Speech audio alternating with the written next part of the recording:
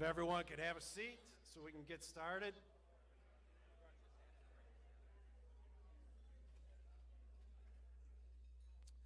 My name is Paul Gotham with class of 1983.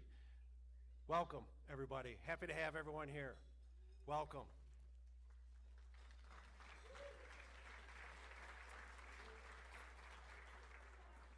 Before we get started, if we could all join me, please, in a moment of silence for all those who lost their lives in the tragic events 21 years ago, 2001.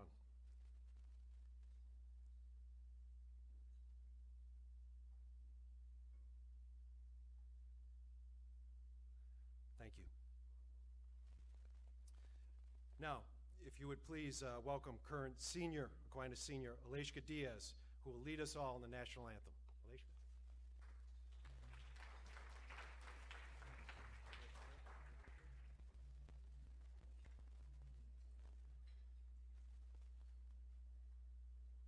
Oh, say, can you see by the dawn's early light what so proudly we held at the twilight's last gleaming, whose broad stripes and bright stars through the perilous fight o'er the ramparts we watch were so gallantly streaming, and the rocket's red glare, the bombs bursting in air, gave proof through the night that our flag was still there. Oh, say, does that star-spangled banner yet wave o'er the land of the free and the home of the brave.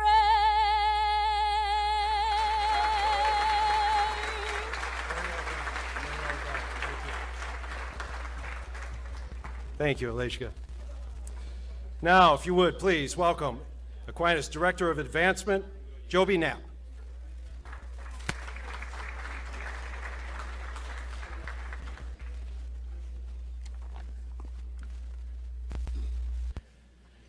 Thank you, Paul, and welcome everyone to the 2022 Aquinas Hall of Fame. As Paul said, I'm Joby Knapp, our Executive Director of Advancement, and I want to thank you all for joining us on this very special evening. First off, I want to congratulate all of our inductees. Thank you. Thank you for staying involved with Aquinas. Thank you for embodying those virtues of goodness, discipline, and knowledge that are a part of Aquinas once you're a student there, and obviously the example you've led since you've long left. The Aquinas Hall of Fame obviously is very special. And I'd like to also acknowledge those past inductees who have joined us this evening. Could all of our past inductees please stand up so we can give you a round of applause?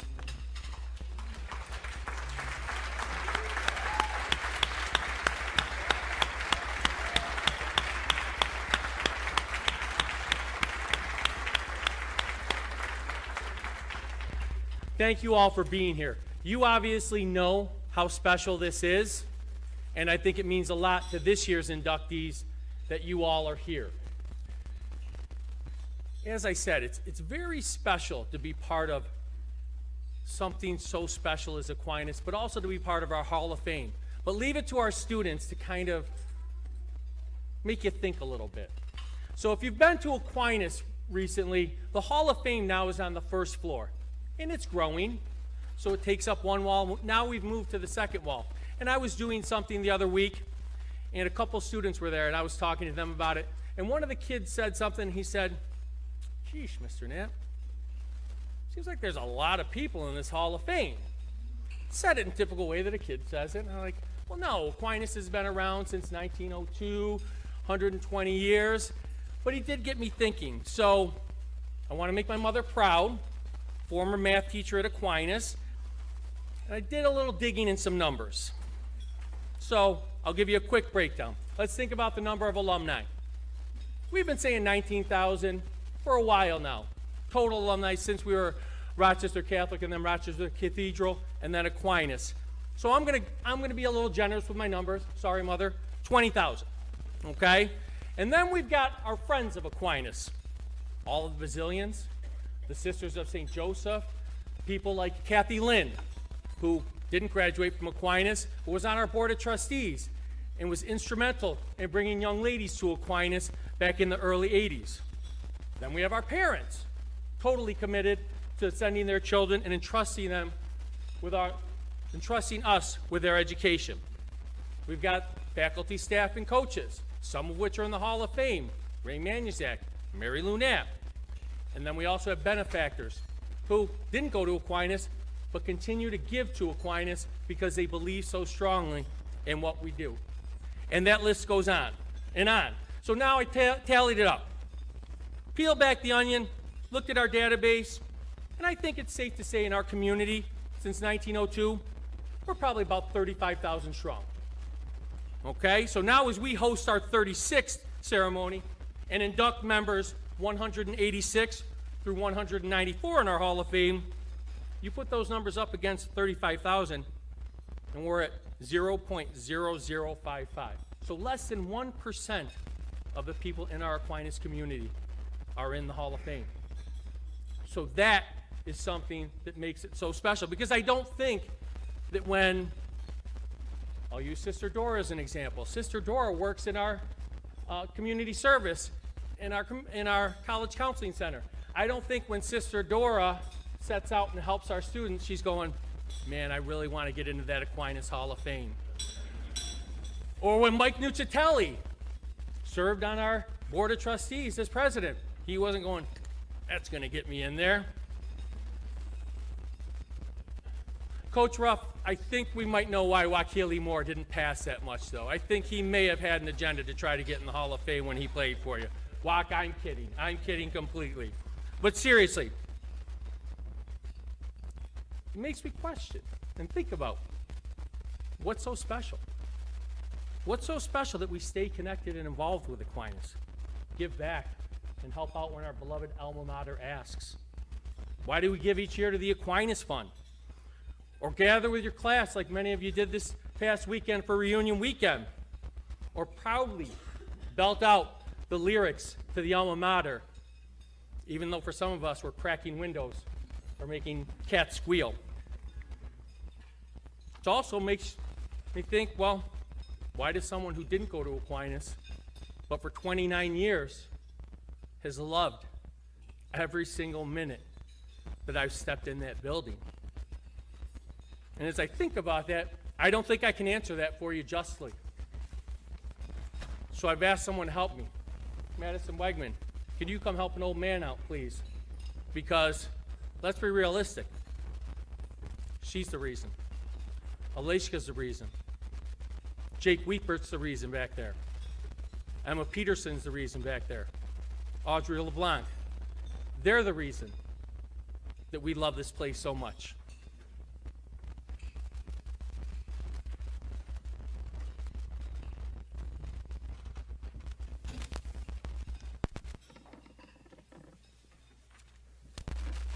Thank you, Mr. Knapp. Hello, everyone. My name is Madison Wegman. I am a senior this year and the president of the Aquinas student body.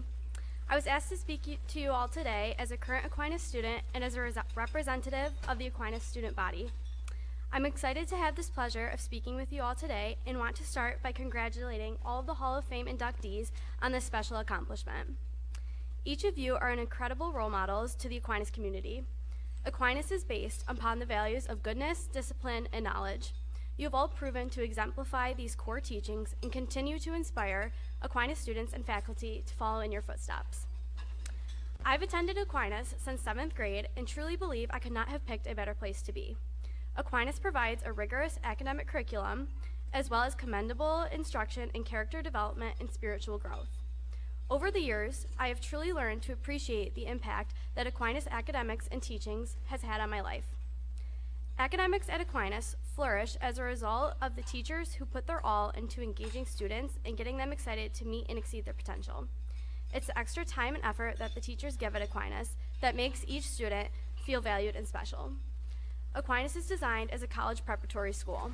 As I begun my college application process, I realized how well Aquinas has prepared me to succeed in my higher education post-high school and into my future. In addition to the premier academics, Aquinas offers a wide array of sports, clubs, and activities that foster a positive and connected community. The extracurricular activities at Aquinas provides an opportunity for students to explore and excel in their areas of interest. They allow for creativity, personal growth, self-discipline, and teamwork. These activities also bring the Aquinas community together, foster school spirit, and support encouragement among students, faculty, and families. In addition, one cannot attend Aquinas without being presented with the opportunity to develop their personal relationship with God. Aquinas cultivates countless opportunities to grow in our faith, which sets our high school apart, as it allows for students to evolve their faith, character, and relationship with God. The values and principles taught throughout our time at Aquinas, not only in the curriculum, but in the daily activities and interactions with each other, makes Aquinas a unique place to be. Repeatedly, it has been said that the Aquinas community feels like family. This resonates in many ways and is one of the reasons Aquinas is so special to me. As is the case with many people who currently attend Aquinas, my grandparents, parents, cousins, and siblings have all walked through those halls and sung the alma mater. While this in itself makes Aquinas so special to me, it is the relationships, connections, encouragement, and traditions that has exceeded my expectations of what family truly means at Aquinas. You are all here today to be recognized for your incredible contributions to Aquinas. It is alumni and Aquinas community members like you that continue to inspire greatness at Aquinas. On behalf of the Aquinas student body, I would like to thank you and once again congratulate you on your accomplishments. Thank you.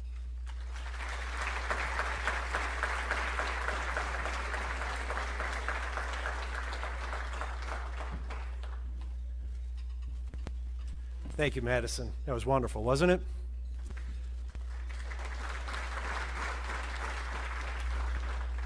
Now, if you would, please welcome Sister Eileen Daly, who will lead us in grace.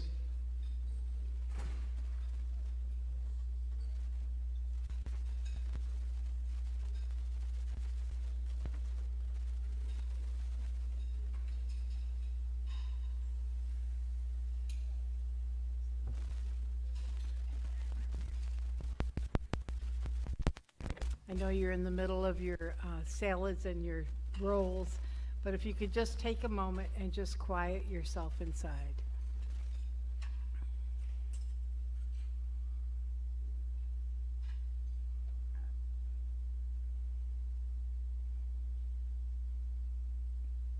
At a time like this where there's so much going on in the world, think of the blessings that each one of us have in our family, in our lives, in our faith, in our school, in our children, in all of the areas of our life that are positive.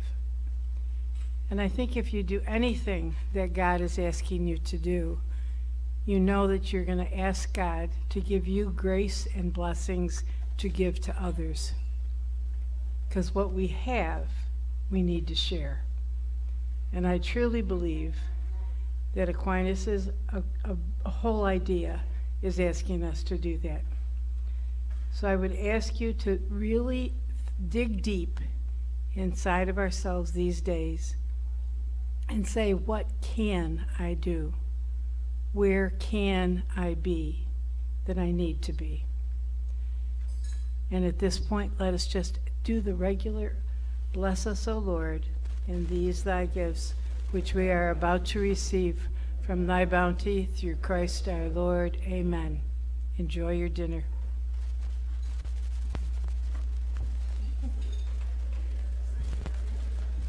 Thank you, Sister Eileen. Thank you also for the special dispensation because we were out of order there. Everyone enjoy dinner. We'll talk in a little while.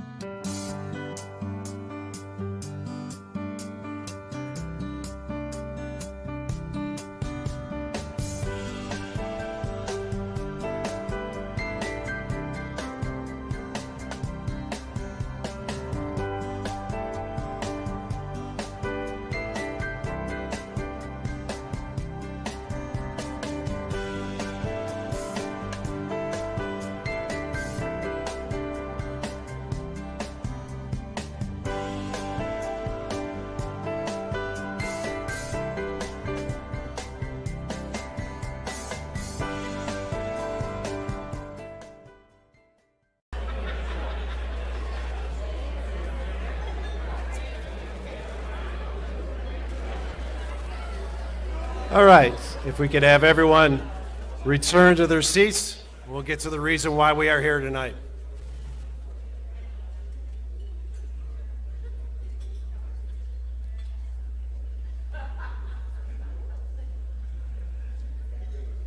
As the saying goes, there's one constant in life, and that is change. With Aquinas Institute, that's a little bit different. Our alums go on to leadership roles and individuals who play prominent roles in our community. That is something that has remained the same throughout the years. Joby was referring to that earlier.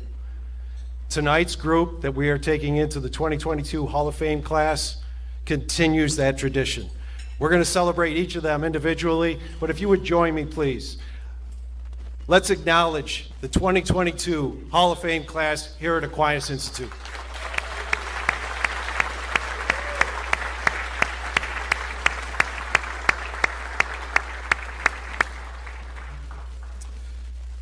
Our first inductee took lessons from the ground floor and used those understandings to take a business to a worldwide stage. As a teenager, Mike Nucciatelli was hired by his dad, the late John Nucciatelli, to wash windows and perform other odd jobs after school and during the summers at Nationwide Precision Products Corporation. 3 years after his graduation from Clarkson University, Mike was named president of that same Nationwide Precision Products, and under his watchful eye, the corporation's sales grew by 500%. He has since used that experience with Parlec Incorporated, Omega Tool Measuring Machines, and Century Mold Corporation. Omega and Century Mold currently have 8 locations around the globe with 900 employees and annual sales of $200 million. In 1995, Mike was named the Small Business Person of the Year for the Western New York region by the U.S. Small Business Administration. In 2006, he received the International Business Leader of the Year award from the Rochester International Business Council. He's been inducted into the Rochester Tooling and Machining Hall of Fame, and in 2014, he was a recipient of the Greater Rochester Award for Board Leadership by the Rochester Regional Health and received the Herbert W. Vandenbroel Entrepreneurial Award from RIT. Not to be overlooked in all this, Mike was also known for a few bone-crushing checks along the blue line as a member of the Little Irish hockey team. Please welcome distinguished alumnus from the class of 1980, Michael Nucciatelli.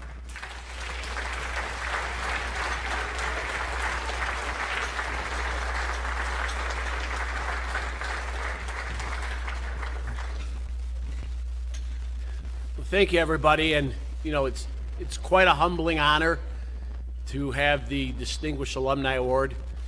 First, I want to thank everybody here tonight. Thank my family for coming out strong and supporting me. Greatly appreciated. Thank all the past inductees for being here, and congratulate the current inductees for their honor tonight. It truly, truly is a special place, Aquinas. So, you know, I did have 8 varsity letters, so I kind of started wondering why I wasn't inducted as an athlete. It took me to be a distinguished alumni to actually be inducted. And then, Erica, I read your bio, and Coach, I read your bio, and you know, if you read their bios, you know why I wasn't inducted as an athlete, for sure. But as part of getting the Distinguished Alumni Award, I got to speak at graduation this year. And I was on the board for 15 years, was board chair for 5 years, and graduation was always my favorite day. You know, because when you watch the kids, you see the smiles on their face, you see the excitement, you see the enthusiasm, and you see the parents and the aunts and uncles and grandparents and everybody else who's there, and you see the looks and how the proud faces, you know, that's what it's all about. You know, that's what Aquinas is all about. And I've been involved, you know, besides, you know, with Aquinas, you know, as a volunteer since my mid-20s. And I did tell one quick story at graduation, you know, about my dad, who was a 55 grad who passed away this year. And back then, Aquinas was $75 a year. I know, right? That would be great for... and he could only come up with, I think, $40 or $50 of the $75. And somehow, some way, Aquinas found a way for him to attend the school that he wanted to attend to. He lived on Orchard Street in the city back then. And you know what? That really is the Aquinas way, right? So if you think about why you spend the time doing what you're doing, you know, how you spend the time, you know, and what the outcome is, and, you know, Joby said it earlier, you do it because of the kids. You do it because of the opportunity to give somebody a great place to have an education, give somebody the opportunity to be with our 20,000 plus alumni and 15,000 plus other people, or 35,000 strong. You know, it gives them a sense of being in a sense of community. So, you know what, when somebody asks me, why do you do it? That's why you do it. You do it for the kids, you do it for Aquinas, you do it because it's a great place, and you really, really can make a difference. And, you know, when I think about making a difference, I also had the experience in 2010 of working with the Sisters of St. Joseph, who are also being inducted this evening. And I was the board chair at the time, and myself and Mike Daly were discussed with the sisters, you know, the future of Nazareth and how we can make them part, you know, of the Aquinas family, but how we can also keep the traditions of Nazareth alive. I'm so proud that I'm in a class with the sisters. because to me, it was a bold, bold move by the sisters, to be able to do that because of the history of the Sisters of St. Joseph and education. But, I'm so glad that they are part of an Aquinas tradition, and the sisters are always very present. They're part of our committees, they're around school, and that's just the most wonderful thing. So, to point out the sisters in particular, congratulations, because you know what, I'm really, really proud you're part of the family.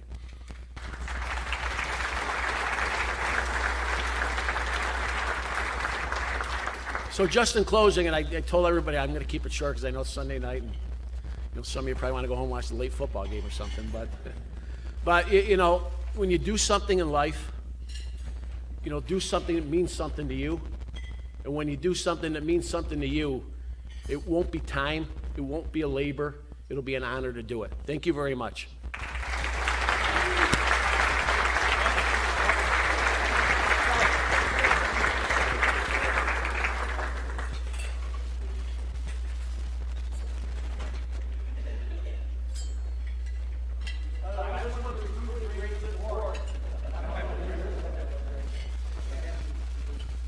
Mike will receive the Distinguished Alumnus Medal along with his Hall of Fame plaque.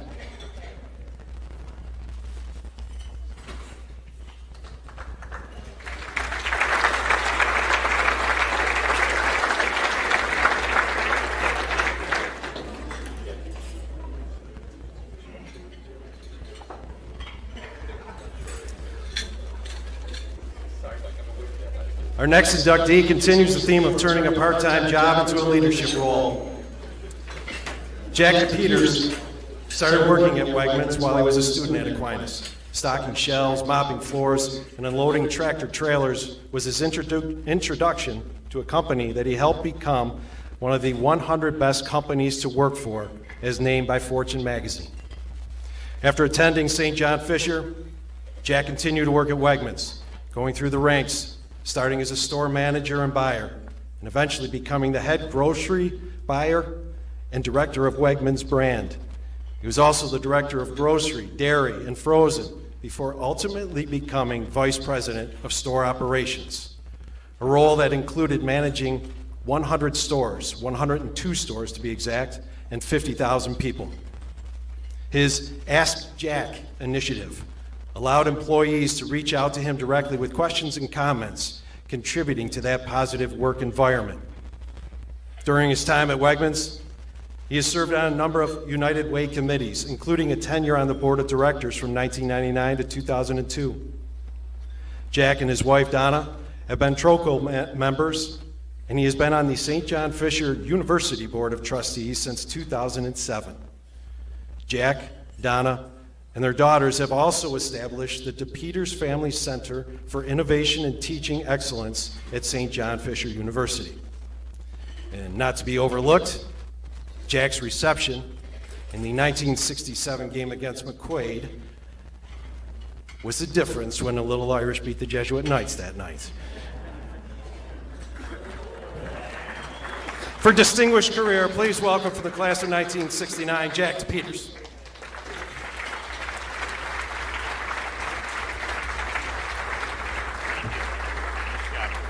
Nice job. Thank you all. I'm honored and humbled and proud to have received this award. I'd like to thank the Aquinas Institute Board of Trustees for this honor.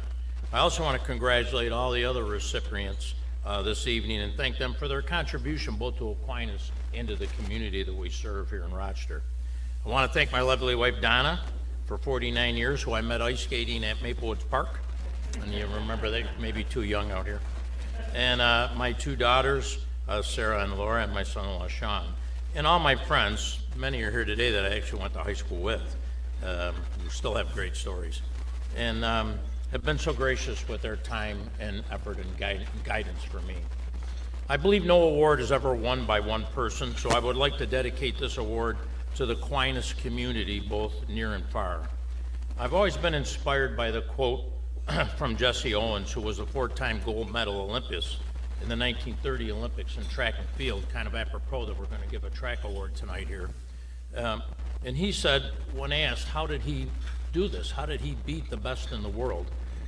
He said, we all have dreams, but in order to make dreams come into reality, it takes an awful lot of effort, determination, dedication, and self-discipline.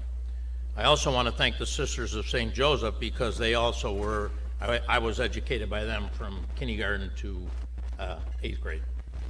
My dad, when I think about effort, I always think of my father. He was an orphan, had no family at age 3. He was sent to a work farm. Became a ward of the county. And he grew up there. I mean, he could have chosen any path to go because he had no guidance. But he chose to work hard. His family was the most important thing to him. He led it with his actions and kindness. He was a man of few words, and I've always hoped in my life that I've been able to model his way of life every day. When I think of determination, I was fortunate enough to spend many hours with Bob Wegman. Many a lesson was taught to me on our Saturday drives around our stores. Bob instilled in me high standards, to always take care of our people, no matter what it was. And they in turn would take care of our customers, which is so true. There's no truer statement. Bob taught me how to be a good listener, to use our resources, to empower others, and to be attentive to detail. He taught me that many people look, but few see. I can only hope I made him proud. The Wegman family continues that dedication, while Danny, Colleen, and Nicole have continued the mission of good people working towards a common goal can accomplish anything they set out to do. Dedication to me is a tremendous meaning for myself. It means loyalty and trust. It's developed over time. My 8 years with the Bazillions and my 52 years with Wegmans gave me the confidence to take risks, grow, and become the best leader I could be for our employees in our community. Who here that went to Aquinas freshman day didn't meet a Bazillion who later became a mentor for them for their 4 years and even on after that? I know I did. There were many, and I'm thankful for that. Self-discipline. My years at Aquinas, the Bazillions taught me self-discipline. I don't know if you can all remember this, but as a freshman coming from a little grammar school, not knowing anyone because Aquinas drew from all over the city, you got assigned a seat to sit in. And the next day of school, if you weren't in that right seat, there was a little trouble to pay, as those might remember, jugs and things like that. But I can remember one time going home after the first 2 weeks at Aquinas, getting myself in a little trouble and maybe receiving a jug or two. And news always traveled faster than you could back then, and my mother was already aware, and my father was there, of course. And I quickly said, well, they got the wrong guy. It wasn't me, Dad. You know, they made a mistake. The priest didn't understand it right. And my father quickly said, son, the Bazillions are much closer to God than you and I will ever be. Therefore, you are wrong. And that was my self-discipline for the rest of my career. I got no more jugs. The truth is, though, the Bazillions taught me how to get to heaven. It's a lesson I carry my whole life. The Bazillions taught me that the secret to get to heaven is always think about others before you think of yourself, and then you're on your way. Thank you very much.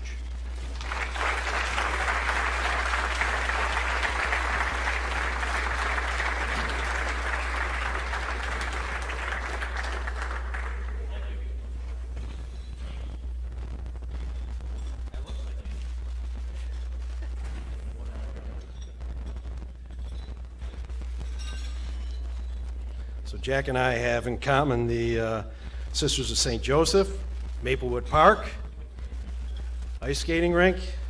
I'm not sure I got up there to the same level with the Wegmans, though.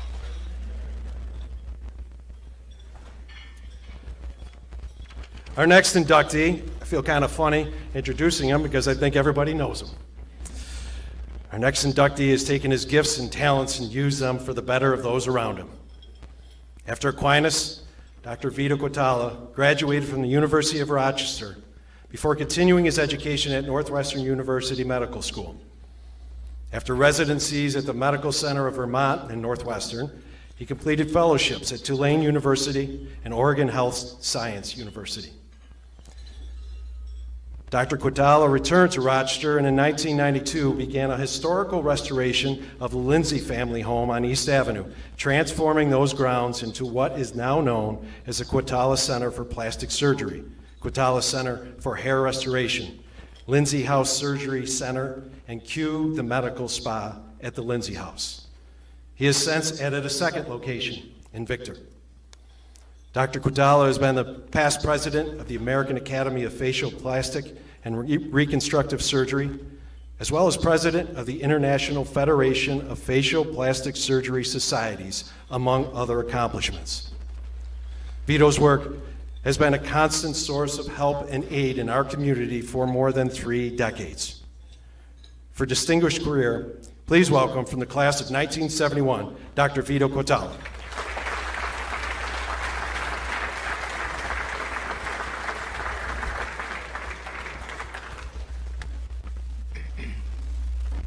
Thank you, everybody. I'm deeply honored and grateful to Aquinas Institute for this meaningful recognition and for the Christian values that I learned that were threaded throughout the Aquinas curriculum.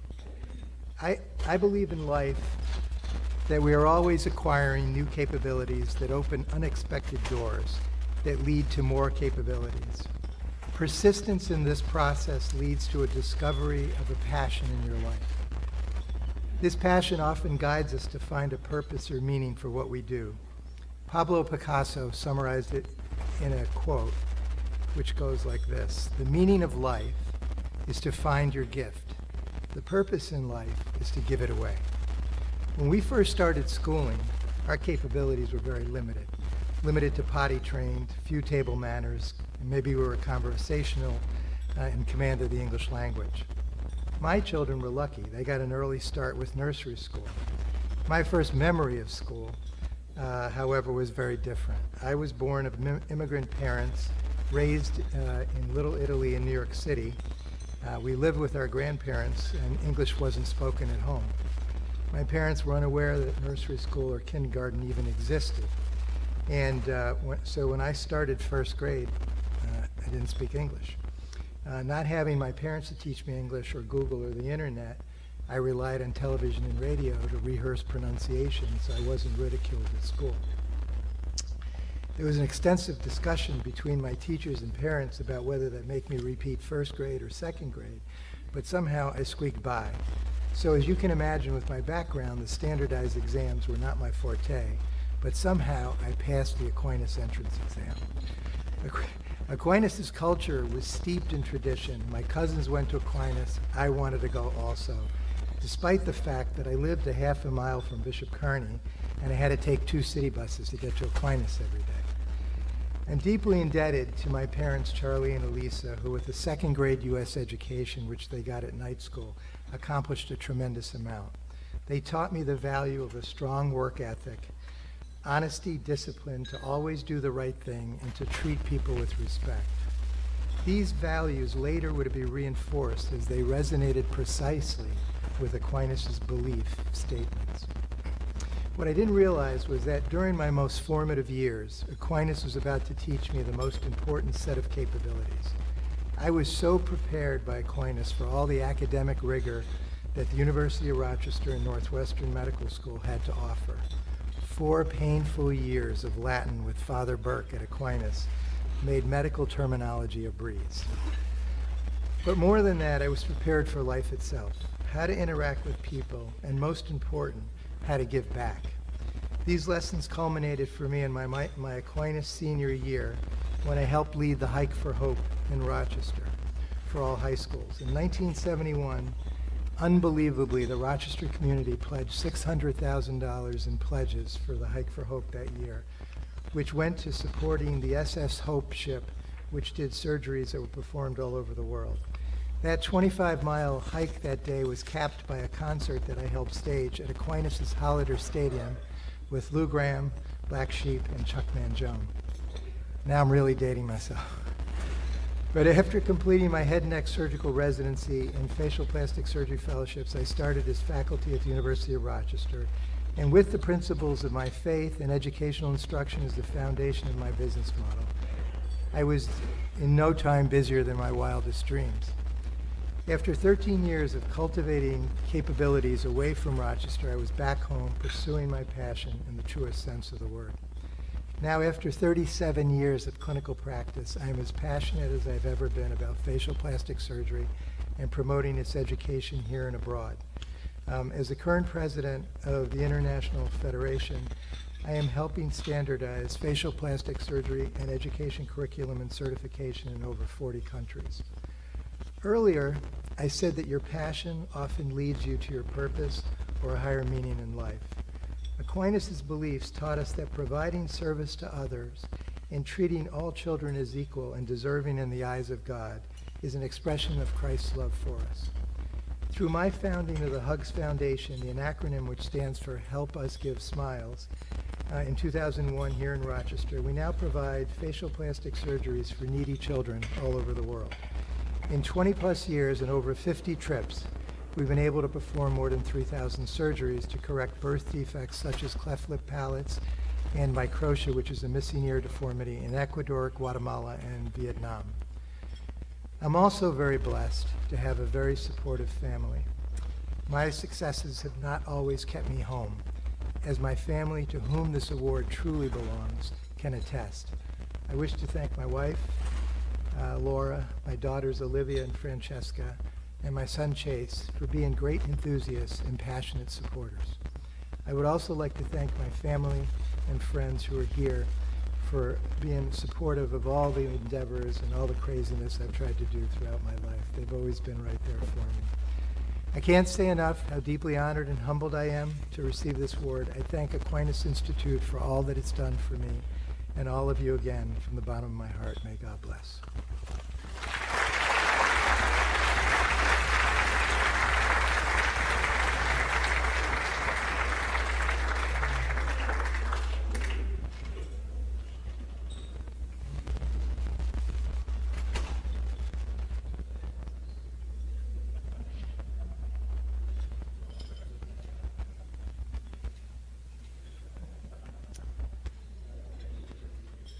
And now, Dr. Quatela, a surprise and special video for you from your children who are not able to be here in attendance.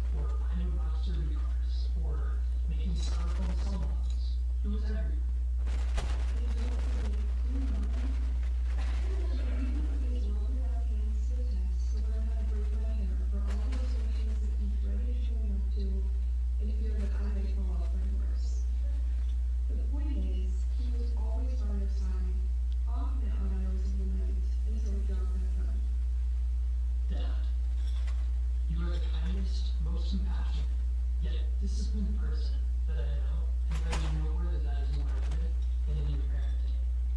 Thank you for being such an amazing role model. And for having such an incredible impact on both local communities and those around the world. And for everyone who's trying to call you down, we love you so much. Congratulations again. You deserve it.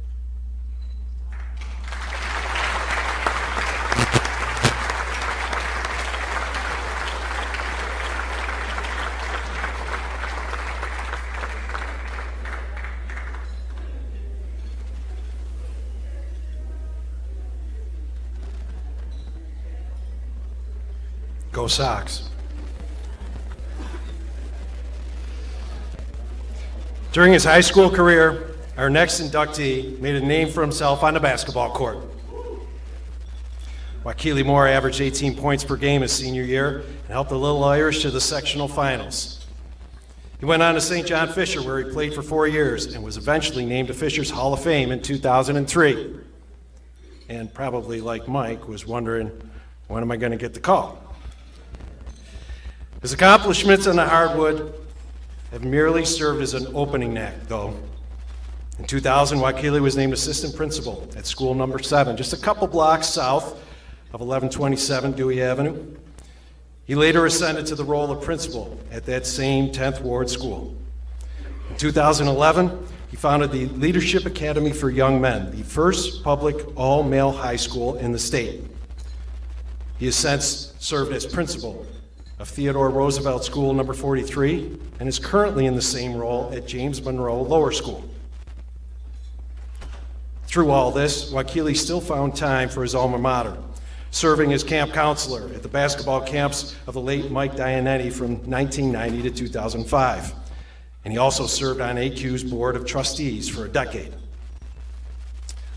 When I was going through school, I thought Mr. McGuire was easily the most intimidating man I had ever met. And I walked pretty straight. I can only imagine the young men at Leadership Academy when they were introduced to their principal. For meritorious service from the class of 1986, Wakili Moore.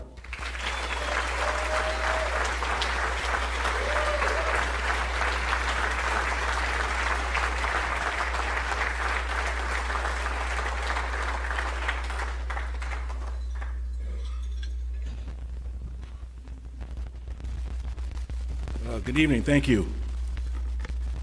I want to start off with something, though, that's not really on my script, but so my brother at table number 2 is a McQuaid graduate. He played at McQuaid, and usually what I do, as you know, we played in football. We played McQuaid last Friday, and usually we win that game, and I usually text him immediately with the final score with a smiley face to dig it in, year after year. We were up 21-6. I was comfortable. I actually changed the channel. I came back just to find the score. I had it all punched in and ready to go. And then the next thing I know, it said 34-27 McQuaid with a smiley face. So I had to go, so I was upset about that. So I had to get him back. I had to dig all the way back to December 14th, 1985, my senior year, our senior year with the guys back at table number 8. And it said Aquinas 54, McQuaid 48. So let them hear that.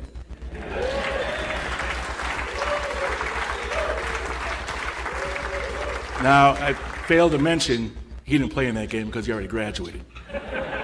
But it still counts, right?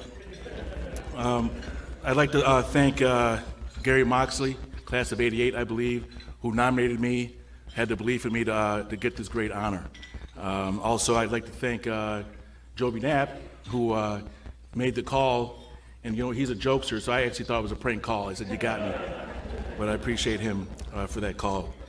Like the Hall of Fame committee for selecting me. There's so many deserving people from Aquinas that deserve this, so it's an honor.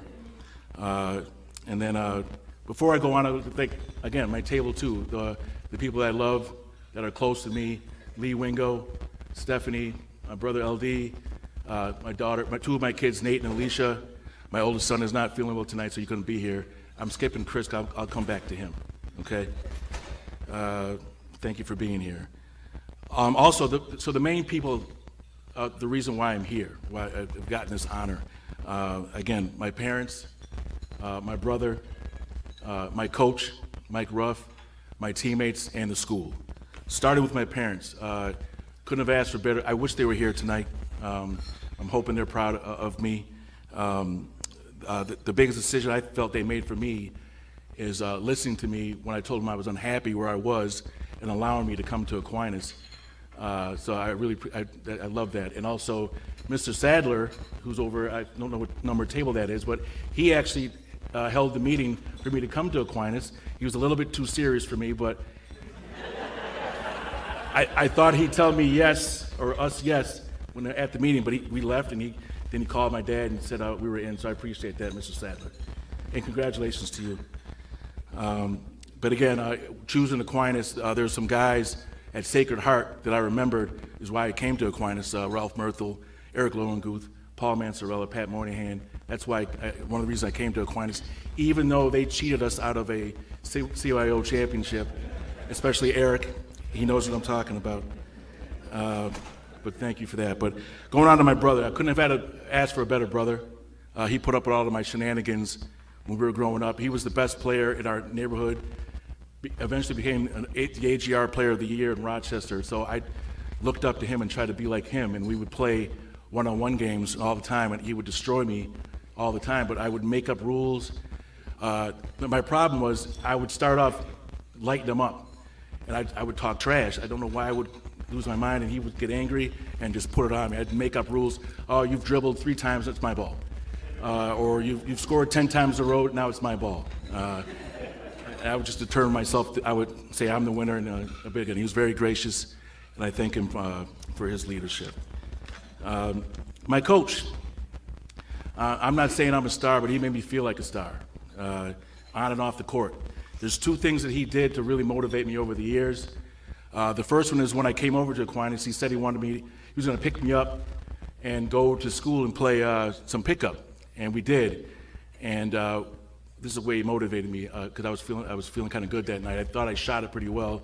We're driving home in his fancy sports car, and I saw a bunch of my friends on the street in the city.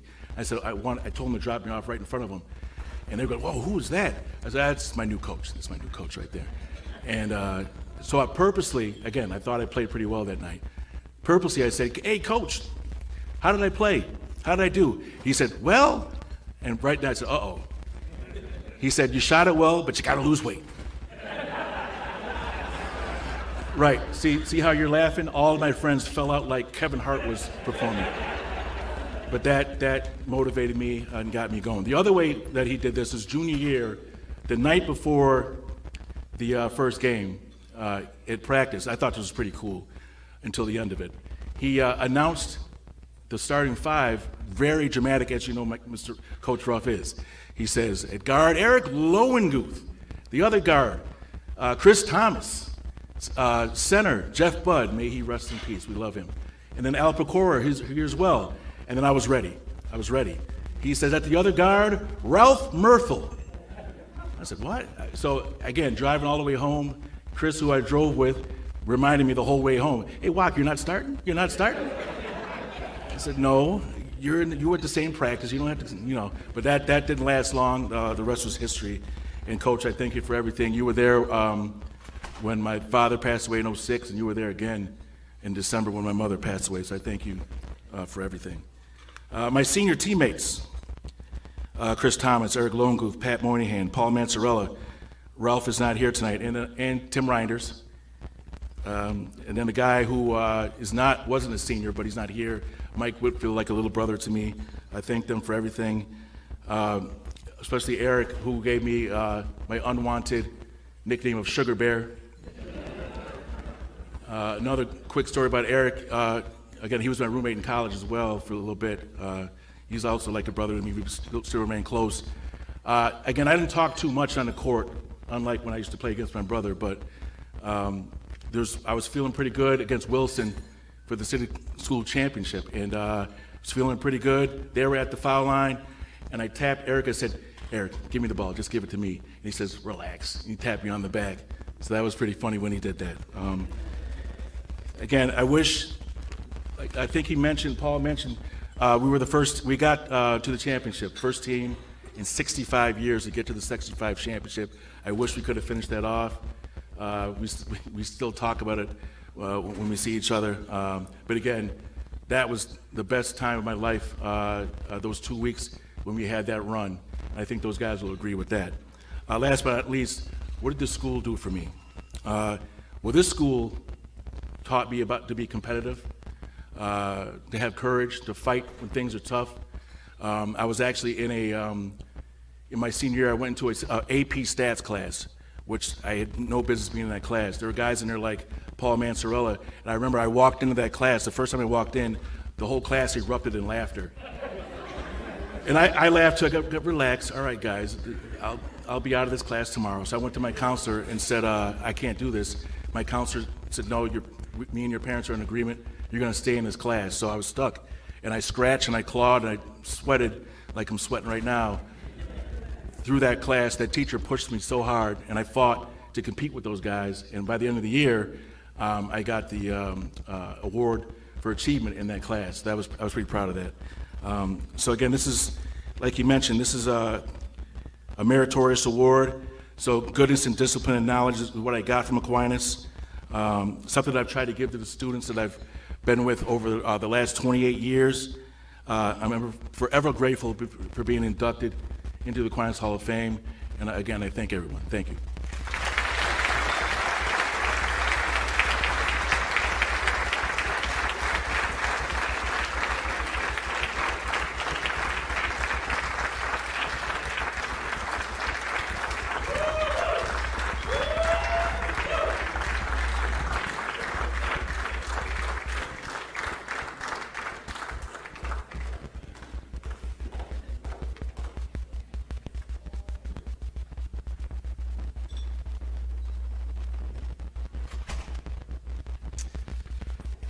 The influence of our next inductee has permeated the core of Aquinas Institute.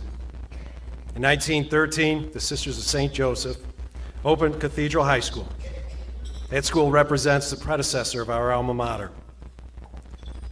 42 Sisters of St. Joseph provided education at 1127 Dewey Avenue through the 1955-56 school year, amassing more than 365 years of combined service. In 1924, the land of our alma mater site was purchased from the Sisters of St. Joseph, and the order later provided land on Augustine Street, which has since become the site of our current athletic fields. With the closing of Nazareth Academy in 2010, the Institute and the congregation once again formed a partnership to take the two entities into the future. As noted by several of us, this is a special one for many of us who attended Catholic grammar schools and were taught by the Sisters of St. Joseph. For meritorious service, please welcome Congregational President of the Sisters of St. Joseph, Sister Eileen Daly.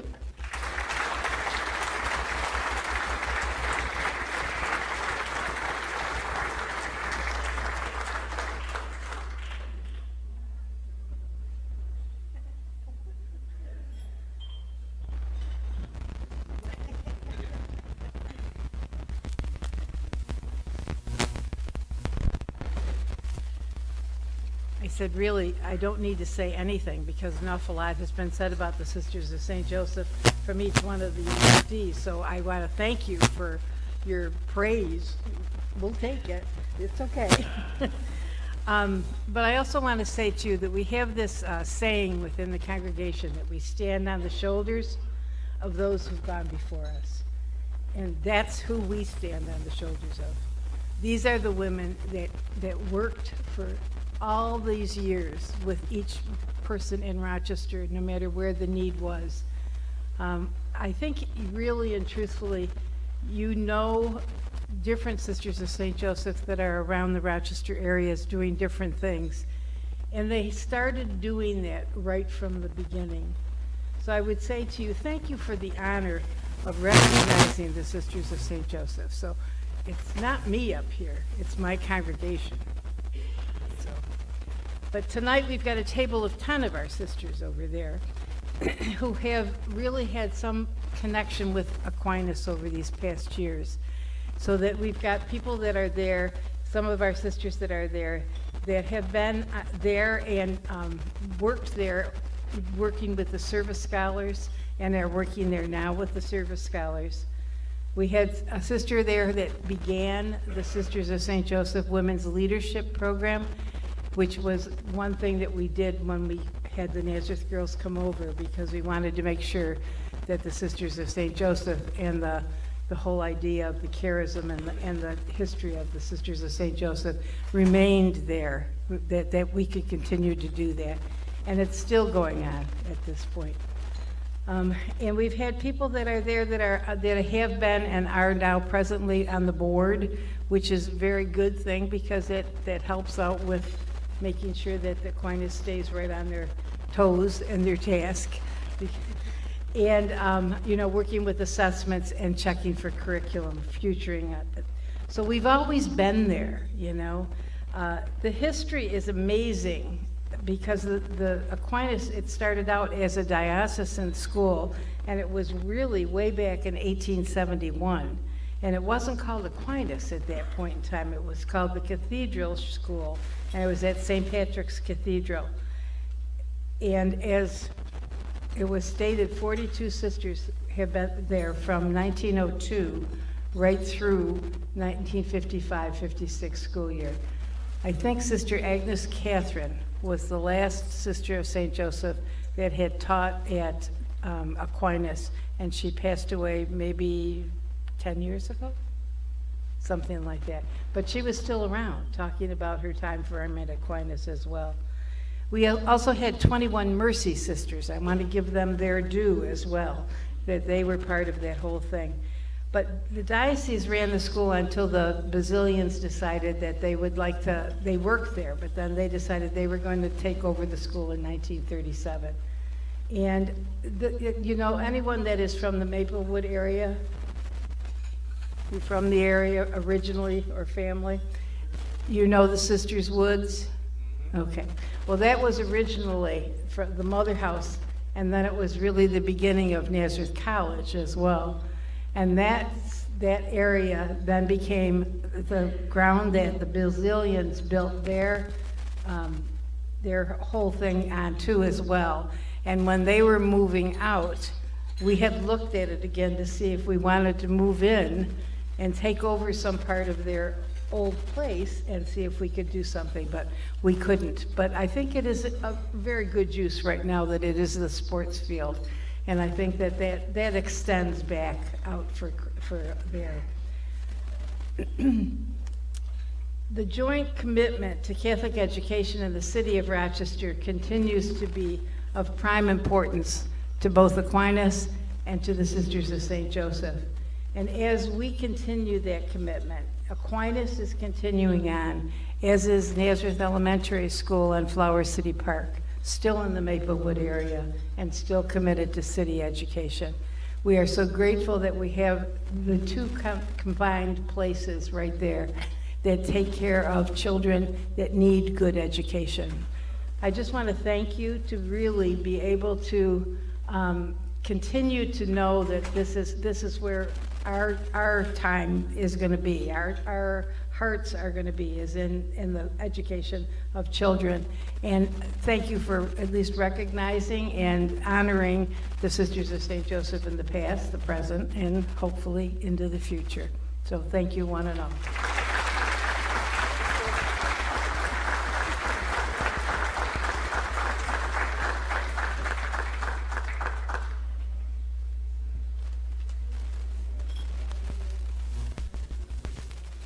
I'd like to think that I'm a proper representative of the foundations of education provided by the Sisters of St. Joseph, but as Sister Margaret Mancuso can attest, penmanship is still a work in progress.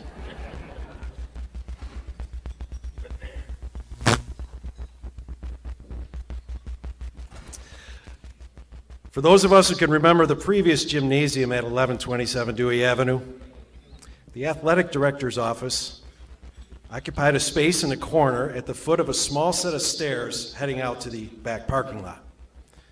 The placard on the door referred to this room, a room without any windows, if I may add, as an office. Otherwise, it could have been mistaken as a closet. Its occupant, Mr. Dennis Sadler, kept the door to this room opened. Opened perhaps out of a need for daylight. It helps once in a while. But make no mistake, Mr. Sadler was always there to greet each of us with words of encouragement and praise. It was clear that while we were students at Aquinas, we are also treated like family. It is only fitting that this patriarch and his lineage take their rightful spot in the Hall of Fame. Beginning with Dennis's parents, Alice and Gerard, members of the Sadler family have served on the Aquinas Parents Association, worked bingo, and helped with security. Karen Sadler, Dennis's wife, founded the Aquinas cheerleading program. Daughters Carrie and Kelly later guided that squad. Rare is the occasion when an event occurs on the Aquinas campus without a Sadler family member present. Please welcome, from the class of 1991, Trisha Sadler.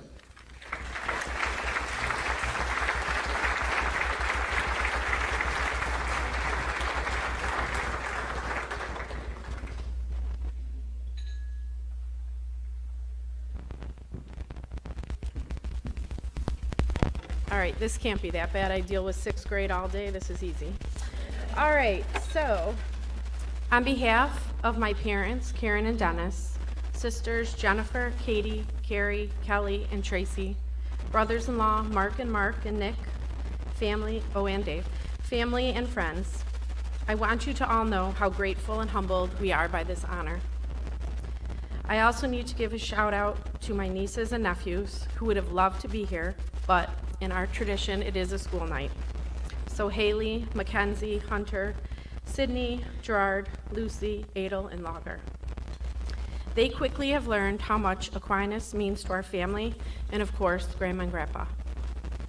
I need to thank the Hall of Fame Committee, Advancement Team, Board of Trustees, our colleagues at Aquinas, former staff, coaches, alumni, current students, and supporters. It is you that make Aquinas what it is. 50 years ago, the journey began for my parents. Married in April, my dad began teaching at Aquinas that same year and moved to an apartment on Dewey Avenue, just down the street from Aquinas. I guess 410, as the security number is, began his role as campus safety all those years ago. In all honesty, in those 50 years, I don't know that there were many a days my dad wasn't on campus. Aquinas has blessed our family in the same sense that for many families, parents go to work, children go to school, especially during high school, and they meet up for dinner.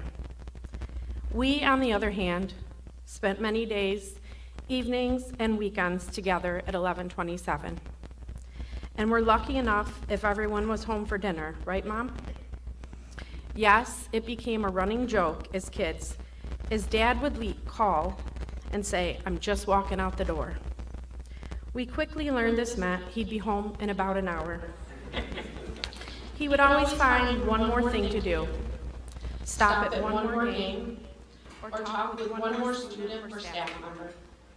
I began to wonder if he parked at the Zillion residence out back. Through the years, our family grew, and so did our role at Aquinas. We quickly learned that no job is too small, and you do what it takes to get it done.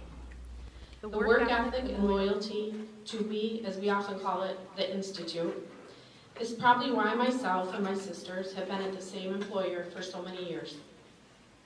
Yes, my mom and dad instilled this in us, but as students and athletes at Aquinas, we were taught to see things through. If we ever had to write a skill set on our resume, thanks to my parents, especially my dad, we could all add concession stand worker with the fun popcorn machine, field gym setup, lining up all the line markers at football field, copy and collate, yes, Tracy, every single student schedule, one by one, locker setup, putting a locker on every lock, make sure you put the code right, security, Kelly, go down and jiggle those handles, soda machine filler, you did get one free soda, Aquinas also afforded us with many opportunities many children only wish they had, including Dad bringing the big bus home, your parents handing you your high school diploma, getting to play on a stage, the gym, even the chapel, a ride to and school from every day. You never had to take a bus. My mom, too, quickly became an integral part of Aquinas, supporting my dad in all his crazy hours, but also being the first cheerleading coach at Aquinas when it became co-ed. She built the program from the ground up. In a few short years, she was able to expand it to full teams of 20 on 3 levels. She brought in alum to coach in her tenure, made the program competitive in Section 5, but more importantly, instilled values in the young women she coached. Hundreds of alum from Aquinas were influenced by her caring heart, tough love, and guidance. She also inspired many to continue coaching, including 4 of her daughters. When my mom gave up her role as coach, she quickly became a team mom to softball and cheer teams, moved into a role in the library and counseling center. People say, you had 6 children? No, she had 600 plus. She helped so many students, parents, and coworkers with advice, love, and just a listening ear. I could go on with stories about Aquinas, and for the most part, they are good. And even times when things became challenging, it was then we learned from my parents what grace and loyalty is about. When my dad asked me to speak today, he gave me a couple words of advice. Keep it short and not about him or mom. I hope I kept it short enough, but you can correct me on the way home, Dad. This is about you, Mr. and Mrs. Sadler, a role model pair. You have done so much for the family and Aquinas. A day doesn't go by that one of us doesn't meet someone who shares a positive memory about one of you. Colleagues respected you. Students and parents were influenced and impacted by your commitment to their child's education. I proudly hope I am carrying on this tradition in my current role as 6th grade teacher at Aquinas. You both are legacies here. In the words of one of your favorite musicians, Dad, Barry Manilow, looks like we made it. Yes, my parents are humble, but you deserve this honor. So I will end with this poem, a tribute to you. The impact can't be measured by a plaque on a wall. If the halls could talk, they would share it all. Commitment to Aquinas, more than most. Family, students, colleagues, and alum, our parents, always gracious hosts. They reminded us to do our best and be proud of what you do. They truly did that for AQ. They shared the values in which we were taught. Humble, loyal, supportive is what they saw. So thanks, Mom and Dad, we owe this to you. Our hearts are grateful and full. God bless AQ.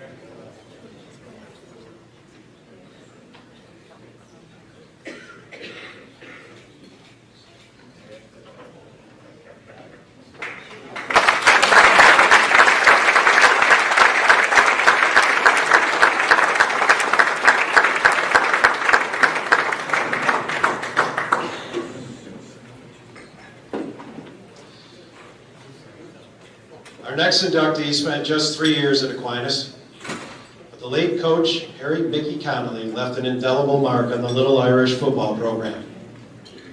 Playing in the newly minted Aquinas Memorial Stadium against a national schedule, including teams from Texas, Nebraska, Michigan, New Jersey, and other parts of the country, Connolly's Gritters posted a record of 21 wins and 3 losses over those 3 seasons.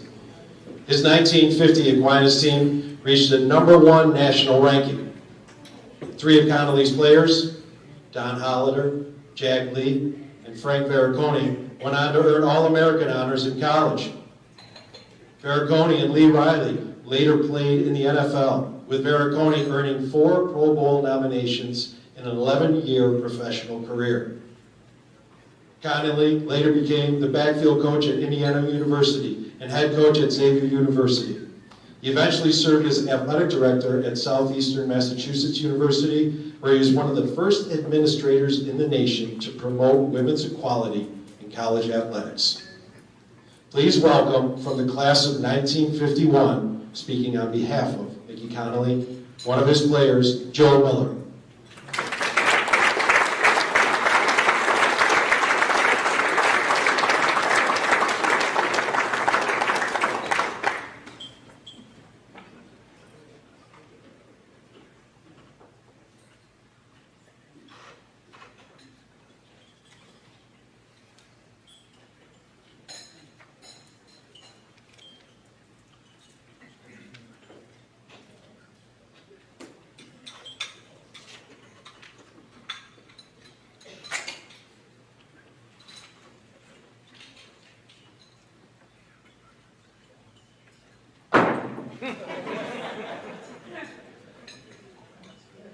As long as Aquinas has had athletics, it has found outstanding coaches for the many sports programs. This includes football, which began at Aquinas around 1931. John Sullivan became Aquinas' first football coach. Over the years, Aquinas has built a stellar reputation for finding exceptional people. In football, names like Harry Wright, Hunk Vadas, Joe Repko, and even today, Chris Battaglia and current coach Derek Anacino. Many of them have already been inducted into the Aquinas Hall of Fame. Today, we add another name to that list of our very best, Coach Harry Mickey Connolly. Prior to the 1947 football season, Aquinas made a strategic decision to upgrade its football program to one where they would only play the best high schools and prep schools anywhere in the United States. To do so, they hired renowned coaches wherever they could find them. Coaches Harry Wright and Mickey Connolly fit the bill. What did Father Cy Carter, Aquinas athletic director at the time, see when he looked at Mickey Connolly's resume? 5 sports star at Norwalk High School in Connecticut. All-state and all-New England player for 2 years. Attended Boston College and was ranked 4th in the United States as a freshman football player. 2nd as a sophomore when he played in the Sugar Bowl. And then in his senior year, he played in the Orange Bowl. Selected All-Eastern and received mention on several All-American teams. He was commissioned an ensign in the Navy, serving on a destroyer. He played professional football on the Brooklyn Dodger team in the All-America Conference and later became their head scout. He became the high school football coach in Notre Dame High School in East Haven, Connecticut, and then Aquinas. A number of sports writers and authors termed that time in Aquinas football as the glory years. It lasted 5 years, and the Little Irish were 14-1-1 in 1947 and 48 for Coach Wright, and 21-3 under Mr. Connolly from 1949 through 1951. As you heard, in 1950, they were ranked the #1 team in the nation. During this time, Aquinas built the Aquinas Memorial Stadium and played teams from Texas, Nebraska, Michigan, and New Jersey, as well as others, in front of 16,000 fans on average. Several of Coach Connolly's players have also been inducted into the Aquinas Hall of Fame, as was the entire 1950 team. A couple of quotes from the Aquinas football programs of that era. Connolly is much more than a good football coach. His charges learn lessons in manhood that are as much a part of his personal program as touchdowns. They learn teamwork, courage, sacrifice, and tolerance. During Coach Connolly's tenure, many Aquinas players received full college scholarships. Some were even starters. Notably, Jack Lee and Frank Verchione at Notre Dame, Jim Campagna at the University of Georgia, Dan Klein at Michigan, Peter Klee, who was with us here tonight at St. Bonaventure, and Don Hollader at West Point. Frank, Jack, and Don earned All-American honors. Two went on to play in the NFL, Frank for 11 years, including 4 Pro Bowls, and Lee Riley for 6 years. Dave Warner, a DNC sports writer, once wrote about Coach Connolly in 1950. There must be that element of competition embedded in a player, so he will have a little left when a game might appear lost. Coach called it the smell attribute. Conditioning and discipline must be enforced at all times. Out of this comes that intangible thing called spirit, which Connolly coach teams so well exemplify. Aquinas decided to de-emphasize football after the 1951 season, and Mr. Connolly left to become backfield coach at Indiana University. He was later athletic director at Southeastern Massachusetts, where he was one of the first athletic directors to champion women's equality in college sports. Coach Conway passed away in 2006 at age 85. Ladies and gentlemen, I would like to invite up here to the stand with me one of those great players from those years. He played 2 years for Coach Conway, Mr. Peter Klee.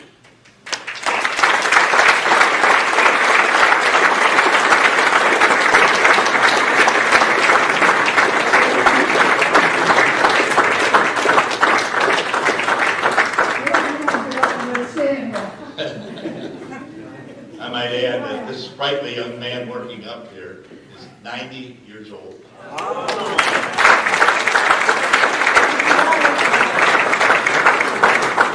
Pete Klee and myself accept this honor on behalf of Coach Conway, his family, and all of his players, both alive and deceased. Coach Connolly taught us how to be winners in football, but much more, how to be winners in life. Thank you, Coach, and thank you, Aquinas, for recognizing this great contributor to the Aquinas legacy.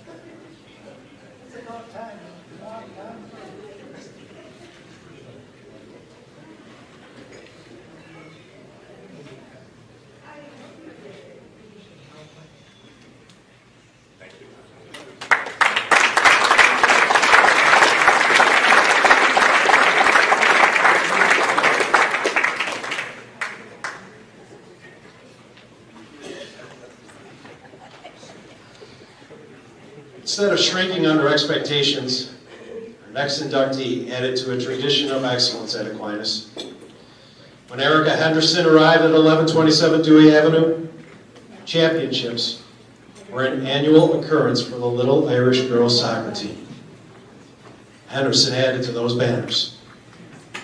A 4-year varsity performer, Henderson finished with 49 goals and 30 assists. And if I may add right now, those 49 goals and 30 assists were against no slouch of a schedule. She wasn't rolling up 5-6 goals against some weak teams. It was against the best in the state.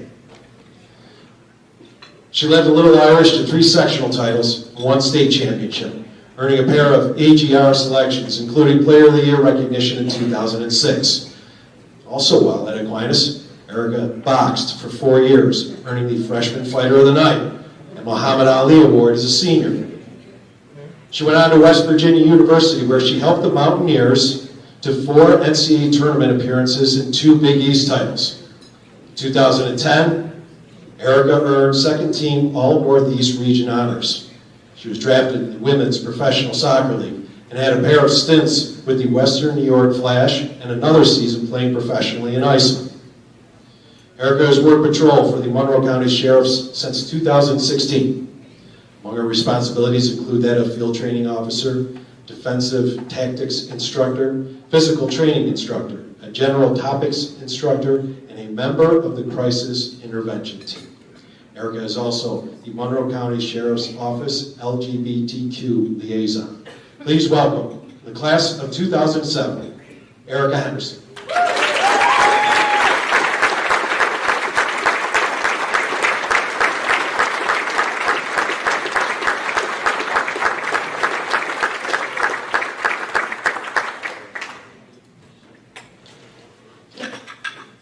Can you hear me?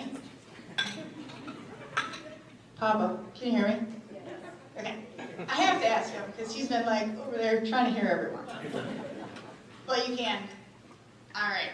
So I have listened to every single person's speech that's come up here, and they have been amazing.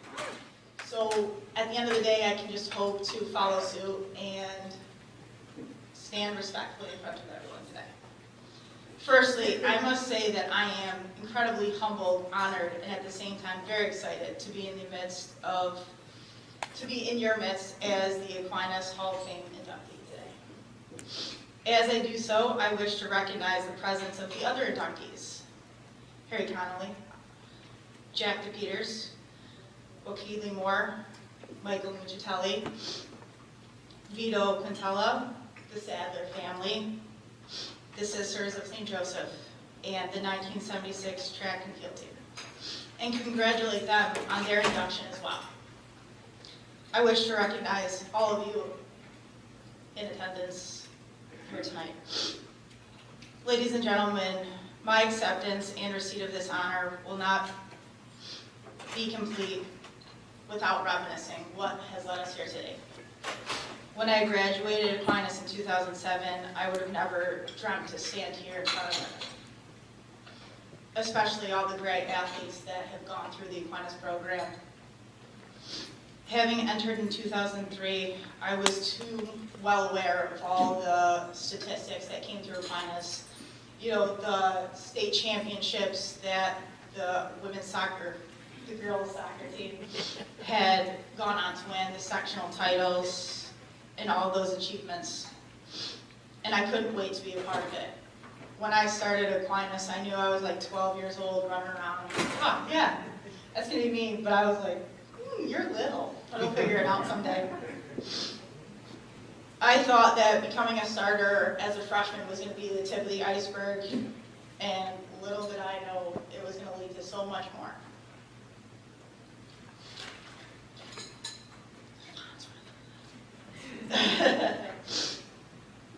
Being a part of the boxing, soccer, and softball teams taught me so many important lessons that I still use today. My athletic success started with my family, who pushed me to work hard and to be a part of whatever sport that sparked my interest at the time. It didn't matter if it was hockey, baseball. Growing up, it soon turned into, well, you got to pick one for now and we'll figure the rest out. So it was soccer for a while. Then I got to Aquinas and it was like, well, I want to punch some things. So I got to box. And then I just wanted something else to do. So there came softball.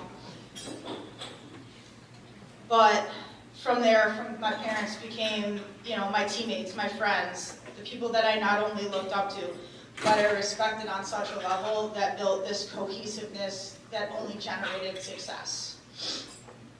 And lastly, my coaching staff. And luckily enough for me, I have one of my greatest coaches sitting next to us today. Coach Dom taught us every day the goodness, the discipline, and the knowledge, and everything that Aquinas stands for.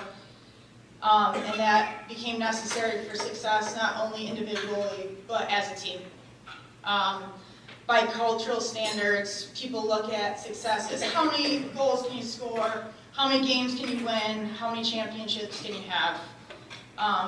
but being an Aquinas athlete taught you so much more. It was rooted in that goodness, that discipline, and that knowledge, and that translated into the hard work, consistency, and commitment that we have today. And yeah, of course, throughout the years, we had some success. You know, as a member of several sectional teams, state championship teams, rewarded success throughout those teams. Nothing compares to the experience gained from being a member of the Aquinas family.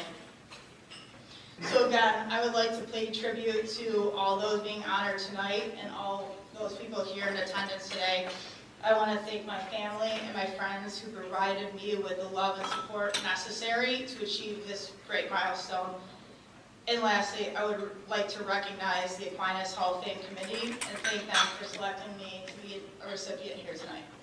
Thank you.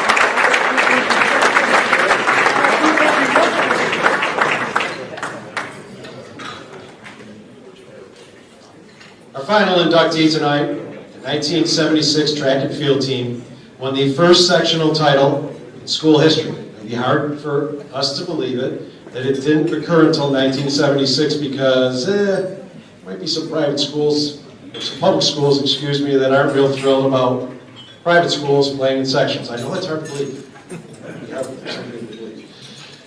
But led by individual champions Dan Mistrella and Eric McMichael, the Little Irish outdistanced Greece Arcadia, Madison, and Rush Henrietta for the championship. The sectional title capped a 4-year stretch that saw AQ go undefeated in head-to-head meets, compiling a record of 38 wins without a loss. When we're looking for a demonstration of excellence, we had it there in those 4 years. They won 4 consecutive City Catholic championships. Along with Mistrella and McMichael, the team was led by Randy Benjamin, Mike Lindsay, Bob Berkeley, Joel Bratt, Don Burgle, Rick Caulfield, Paul Contestable, Tim O'Sullivan, Bruce Bauer, Dave Sedita, Mike Schrader, and Rudy Kurz. Testament to the 76 team's lasting impact. Mistrella set a school record that still stands today. With a shot put of 59 feet, 6 3/4 inches. To put that mark into perspective, it was set in 1976. Mistrella came within 10 feet of the mark needed to win the gold medal at the Montreal Olympics later that year. 10 feet as a high schooler. Standing the test of time, please welcome the 1976 track and field team.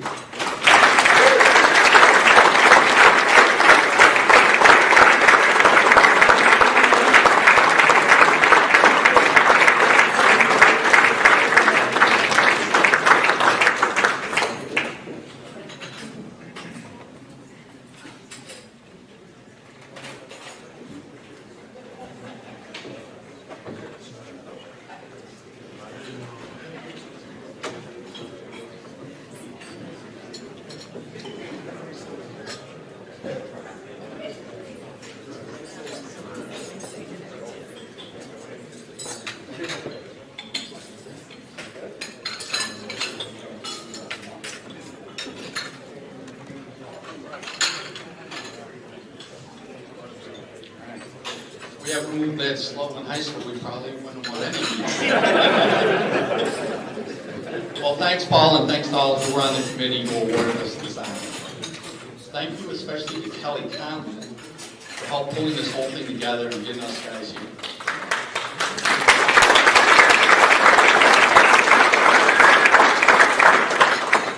Before I start, I'd like to acknowledge a few guys that came back from out of town for tonight. Brian O'Connor from Norfolk, Virginia, Mark DeShezzy from Atlanta, Eddie Fiorentino from Chicago, and Bob Onion from Malta. Thanks a lot for coming back, guys.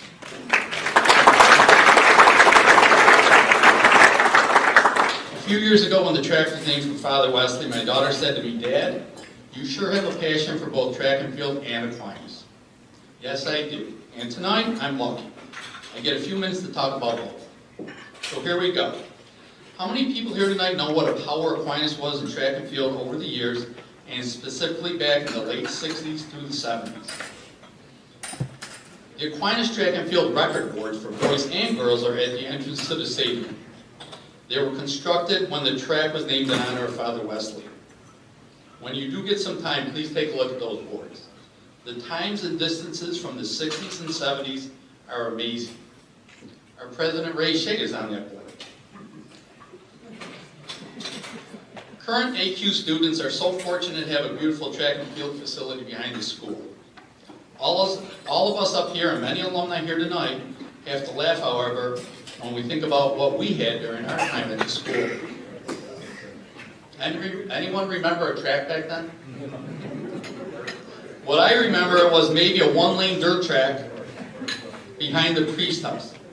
Maybe it was 400 meters, maybe it was 450, I don't know. It was uphill on the backstretch and downhill on the home stretch.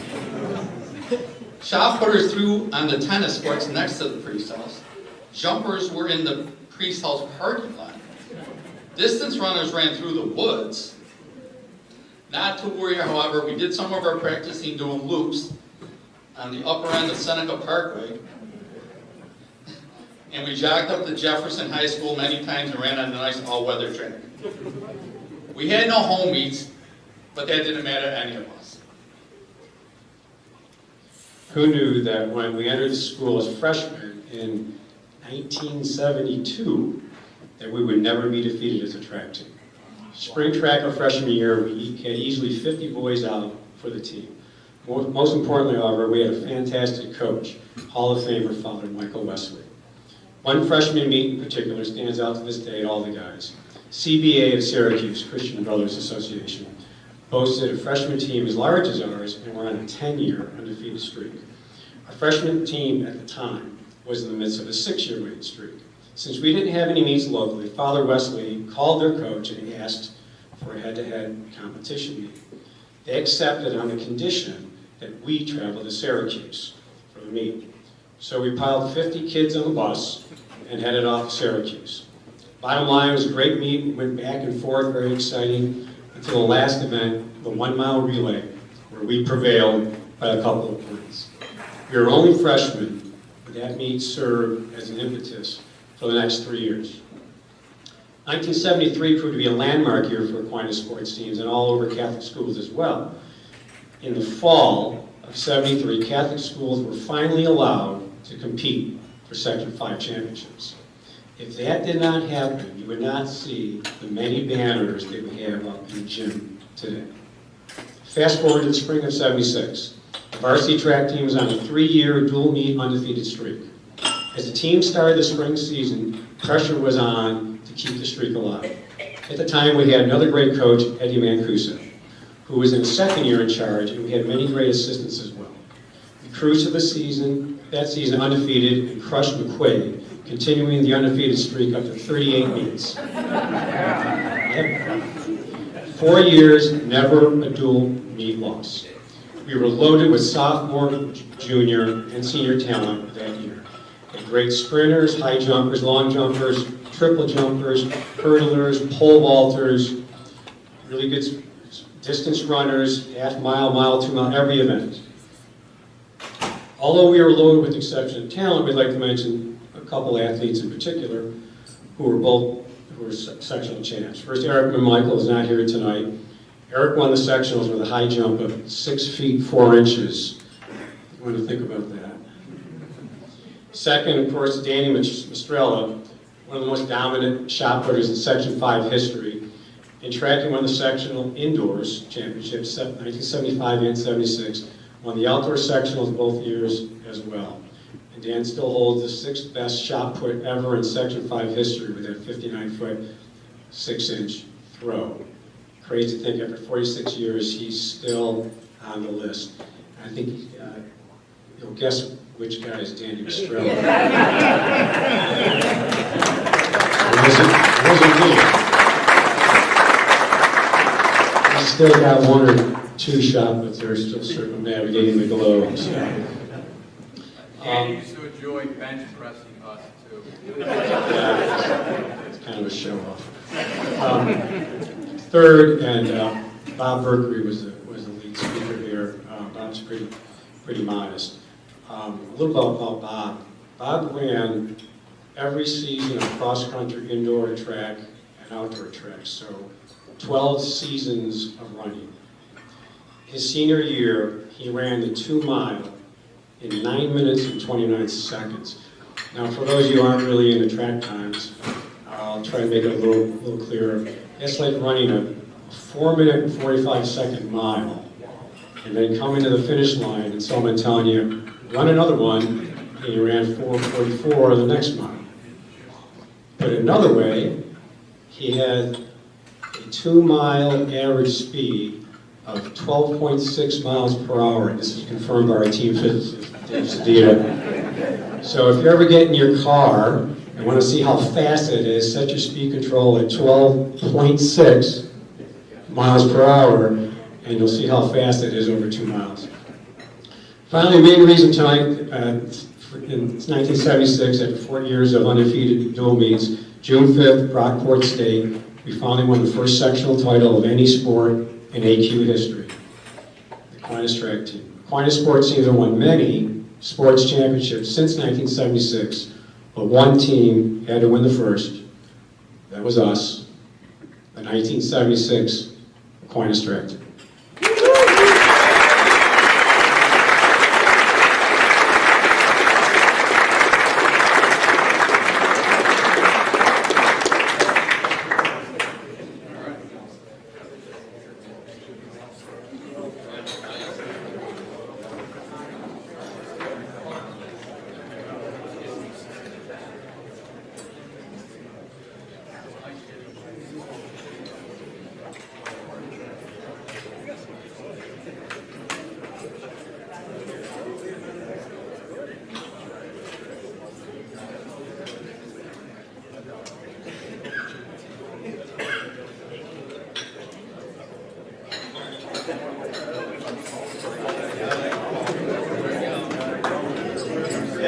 Everyone, in closing, thank you very much. Everybody, if we could get up, please. Everybody up. We have some really good crooners, some really good singers as part of this 76 track team, and they're going to lead us. The alma mater, Bob Mercury, get us started, please. Everyone together. Here we go.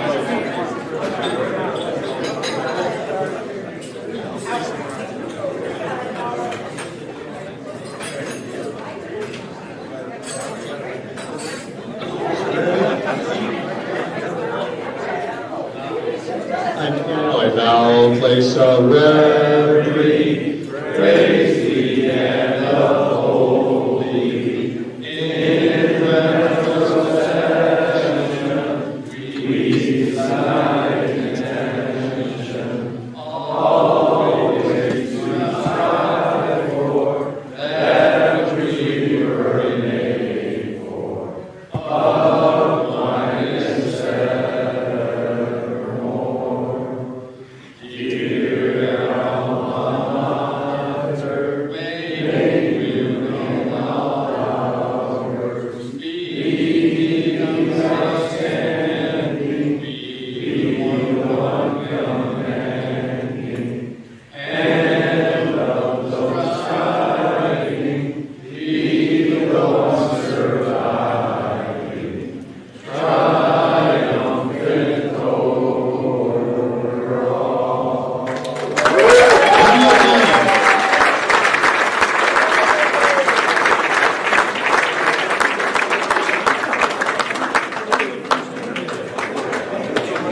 Thank you, everyone.